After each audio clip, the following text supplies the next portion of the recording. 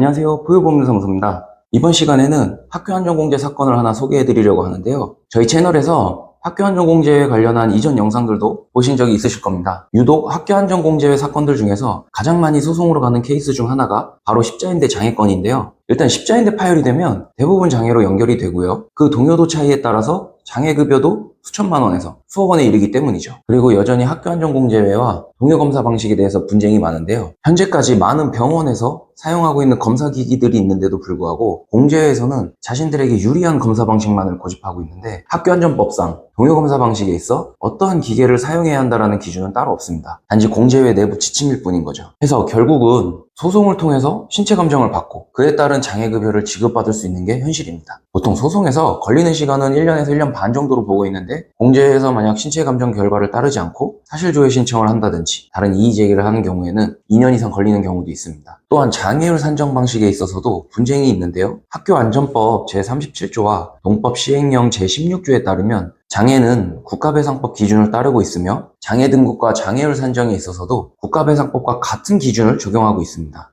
그런데도 장애급여로 소송을 진행하게 되면 공제회에서는 대한정형외과 학회의 장애 판정 기준으로 평가하는 게 타당하다고 주장을 합니다. 그 이유는 무엇일까요? 국가배상법 기준의 노동능력 상실률보다 대한정형외과 학회 기준의 노동능력 상실률이 현저히 낮기 때문입니다. 하지만 이 학회에서도 장애 정도에 대한 각각의 평가 방법에 대해 장단점이 있어 꼭 어느 한 가지가 좋다고는 할 수 없다 라고 밝히고 있습니다. 그렇기 때문에 학교안전법 기준을 따르는 것이 가장 합리적일 것입니다. 자, 그렇다면 이처럼 십자인대 파열로 인한 학교안전공제 사건으로 소송에서는 어떻게 진행되는지 살펴보겠습니다. 사고 내용을 먼저 설명드리자면, 원고는 유도대회에 참가하여 시합 도중 상대 선수의 기술에 걸려 넘어지면서 무릎을 다치게 되어 전방 십자인대 손상과 관절 연골 손상 등의 상해를 입게 되었습니다. 학교안전법상 학교장이 인정하는 각종 행사 또는 대회 등에 참가하여 행하는 활동을 교육활동으로 정하고 있는 바, 이 사고 역시 학교장이 인정한 공식 대회였으므로 학교안전사고에 해당이 된 거죠. 원고는 텔로스 검사상 5mm 이상의 동요도 차이가 있었으며, 법원 신체감정을 통해서는 라크만 검사를 했었는데요. 이때는 8mm 이상의 동요도 차이 소견을 받아 국가배상법 신체장애 등급 제12급 제7호 15%의 노동능력 상실률에 해당한다는 결과를 받았습니다. 역시나 공제회에서는 대한정형외과 학회의 장애 판정에 의할 경우에는 장애율 8%로 평가함이 타당하다는 주장을 합니다.